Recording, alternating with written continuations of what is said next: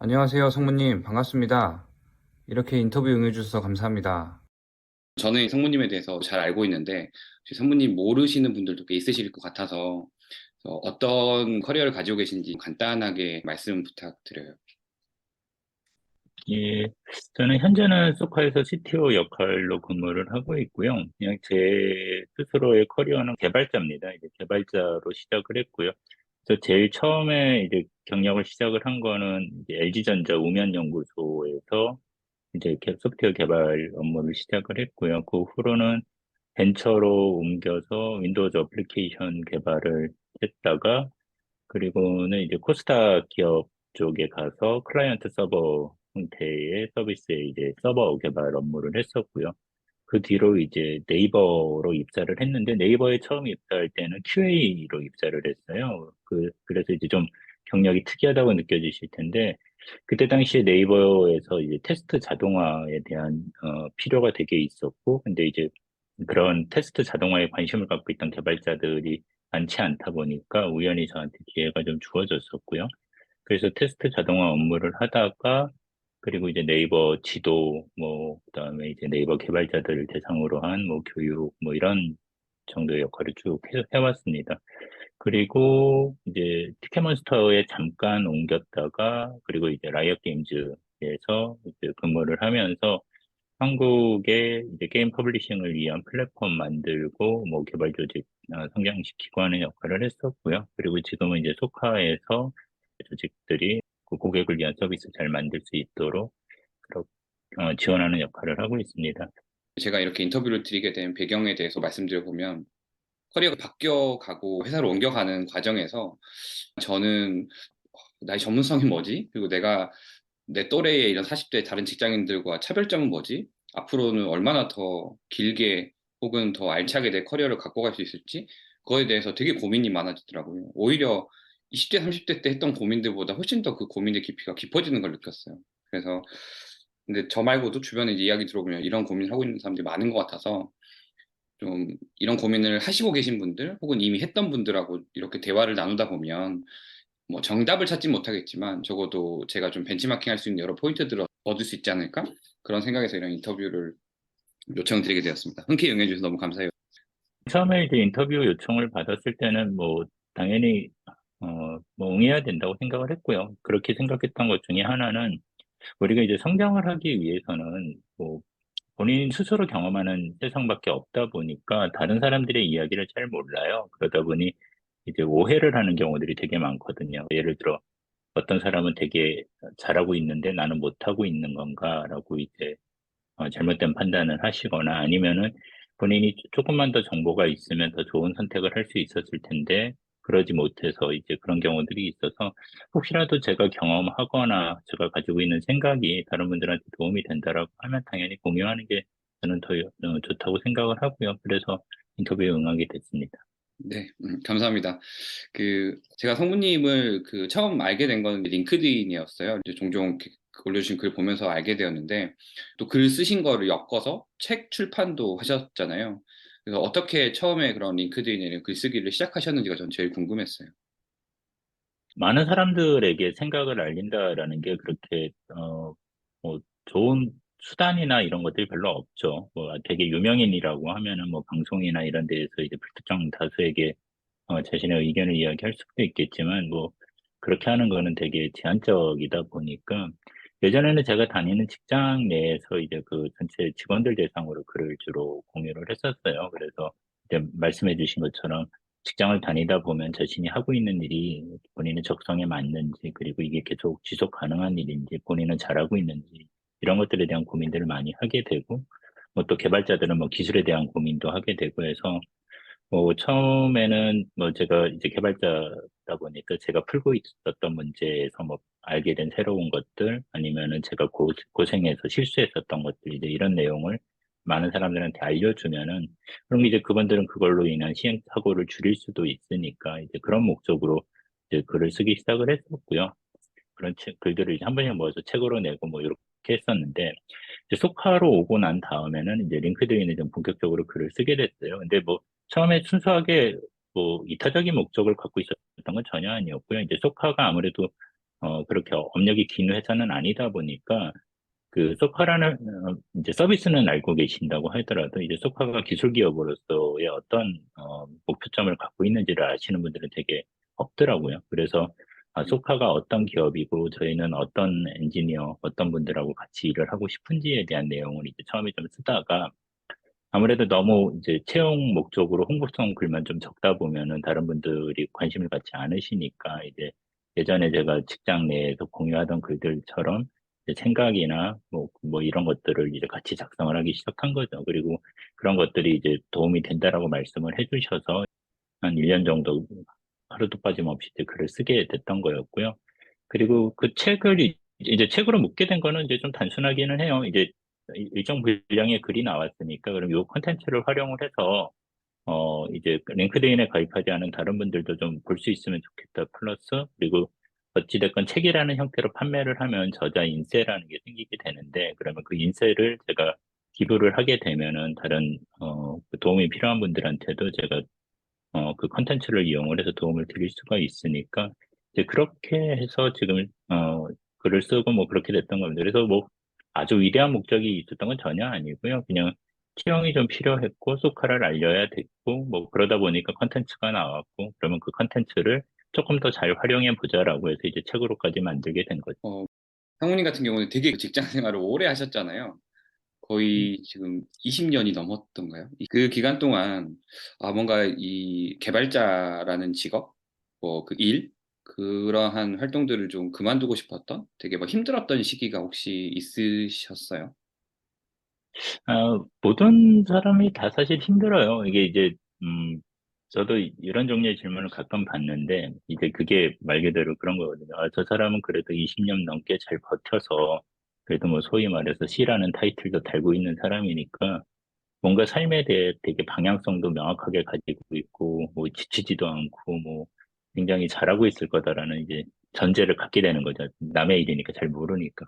네. 겉모습으로만 보면. 근데 사실 다 똑같거든요. 누구나 힘들고, 누구나 포기하고 싶고, 그 다음에, 이 다음에 난 뭘 해서 살아야 되지? 라는 생각이 드는데, 사실 아까 전에 이제 처음에 말씀 주실 때 피디님께서 40대가 되면서 오히려 이 30대보다 고민이 더 깊어졌다라고 말씀을 하셨는데, 경력이 많아지면 사실 고민이 더 깊어질 수밖에 없는 것 같아요. 처음에는 뭐 회사 취업만 하면은 세상 모든 문제 다 해결될 것 같이 느끼고, 뭐 저희들이 뭐 준비를 아예 잘해서 내가 뭘 원하는지 막 그걸로 방향성을 잡는 경우는 굉장히 드물고, 또 방향성을 잡았다고 해도 실제로 그걸 할 수 있게 될 가능성이 그렇게 높지 않다 보니까 그냥 적당히 취업을 하게 되는 경우도 사실 많고요. 그리고 나서 이제 취업을 했으니까 어찌됐건 막 의욕적으로 일을 하다가 이제 정신을 차려 보니까 내가 이 정도 일을 계속 할 수 있는가에 대한 의구심이 당연히 들 것이고, 그리고 또 주변에서 보면은 이제 최근에는 뭐 조기에 은퇴하시는 분들이 워낙 많고, 그게 뭐 자발적인 은퇴라기보다는 산업계에서 밀려나는 경우도 많다 보니까 이제 그런 분들을 보면 내가 과연 경쟁력이 있냐라는 고민을 할 수밖에 없는 거죠.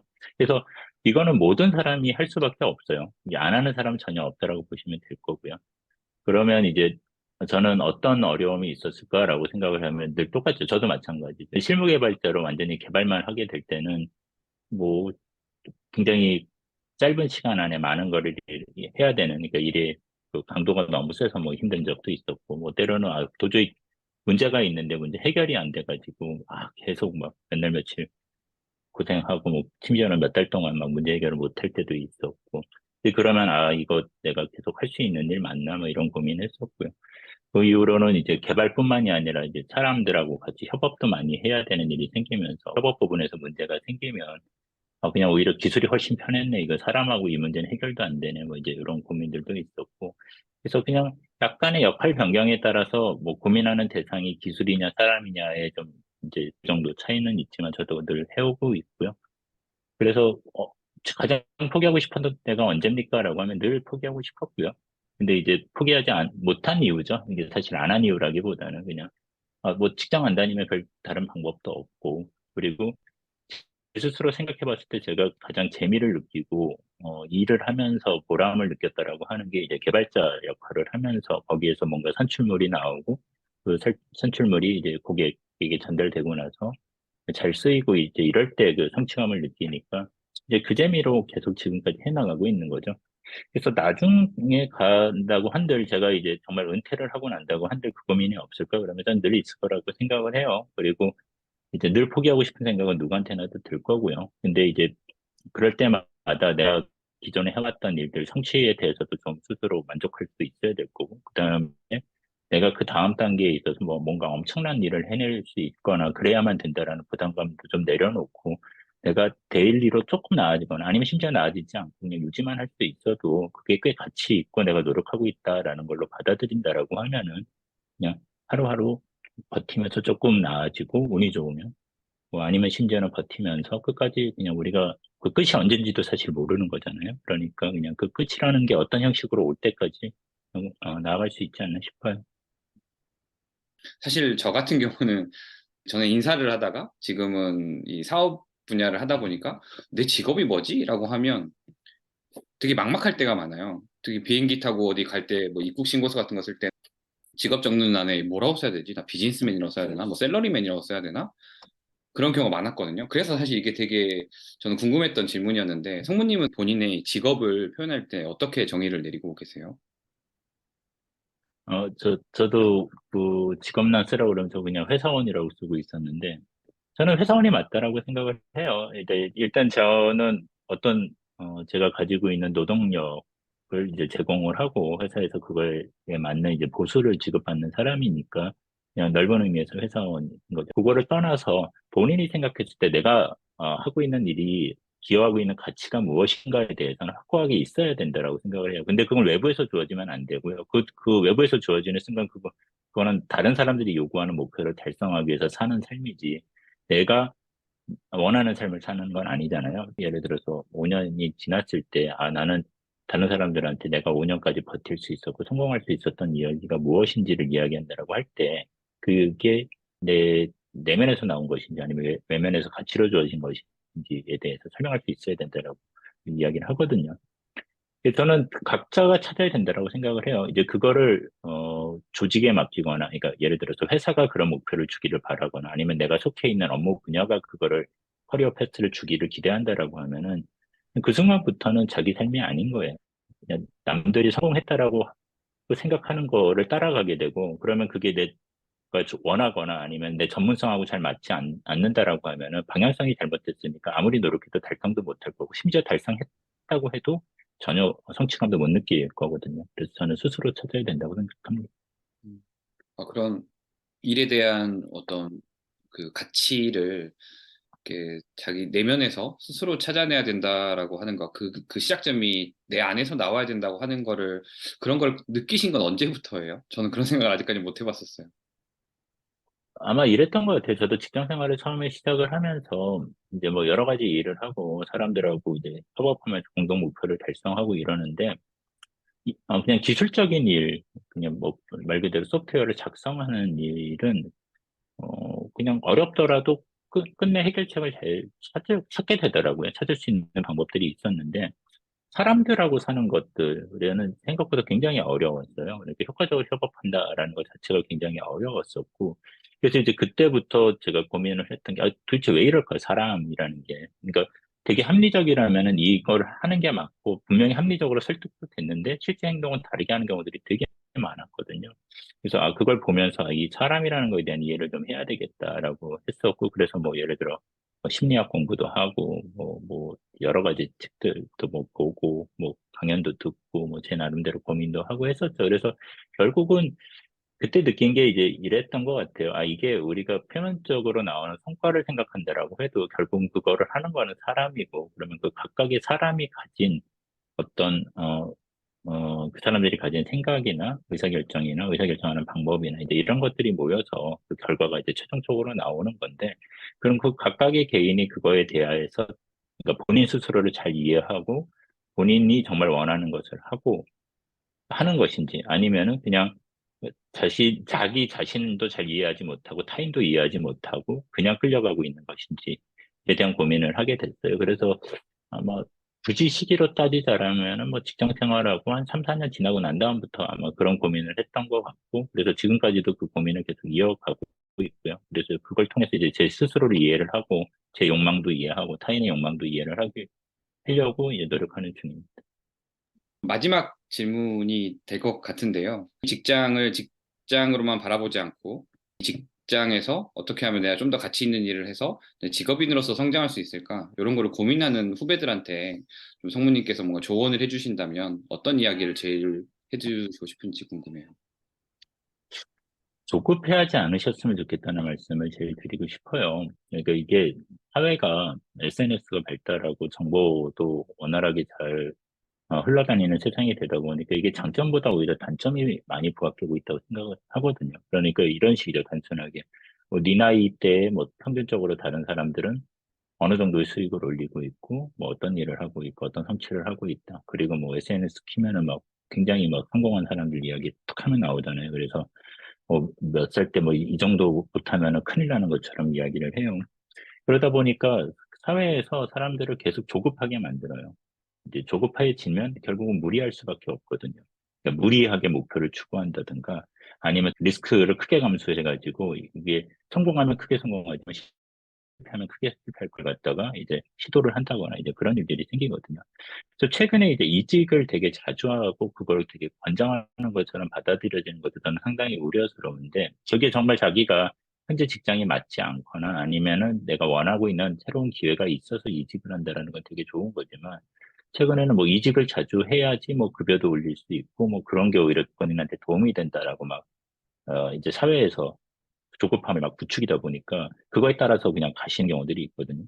근데 이제 그렇게 되다 보면은 어느 순간에 되게 한계에 부딪히게 되는 경우들이 있어요. 그러니까 예를 들어서 경력이 한 뭐 5년, 10년 차 정도 됐는데 정말 뭐 6개월, 1년 단위로 계속 직장을 옮기시는 분들도 굉장히 많거든요. 그러면은 거기서 이제 그냥 실무장 담당자가 아니라 이제 리더십 포지션이 돼서 이제 리더가 돼가지고 사람들을 장기적인 관점에서 성장을 시키거나 조직의 목표를 달성시켜야 되는 경우에는 이제 진짜 뭐 6개월밖에 안 계실지도 모르는 분한테 리더십을 줄 수 있을까? 그런 분한테 장기적인 목표를 같이 의논하고 조직을 키우기 위해서 할 수 있을까? 이제 어려워지는 거죠.